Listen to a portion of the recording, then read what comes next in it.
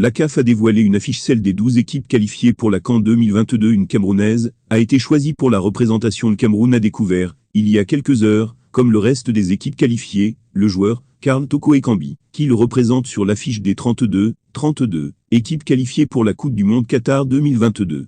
Maintenant, il connaît aussi la Lionne indomptable, qui figure sur le visuel des 12 équipes qualifiées pour la Coupe d'Afrique des Nations, CAN Maroc 2022. La Confédération africaine de football, CAF, a rendu publique l'affiche officielle des 12 sélections qui disputeront la CAN féminine 2022. Gabrielle Aboudi-Ongun est la Lionne choisie.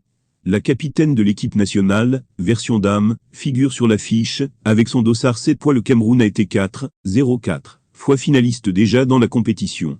Pour cette édition, il est dans le même groupe que la Zambie, la Tunisie et le Togo. Match Sénégal, Cameroun. Njoya Ajara sur le banc des accusés de la mauvaise performance des Lioness. Les Lions indomptables du Cameroun ont discuté leur première rencontre amicale ce mercredi 15 juin 2022.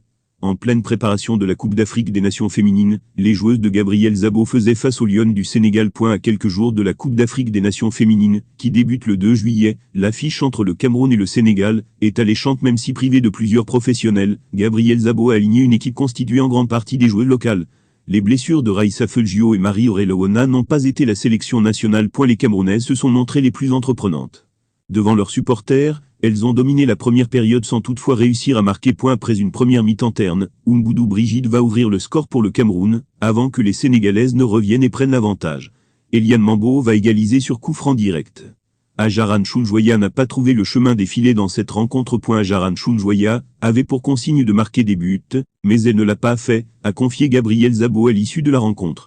Ce qui a suscité une polémique autour de la joueuse camerounaise. Les deux sélections s'affrontent une nouvelle fois samedi 18 juin, toujours au stade de la Réunification. Après ce match retour, les Lions indomptables s'envoleront pour la France, pour affronter les Bleus à Beauvais, le 25 juin, à 20h10, heure du Cameroun.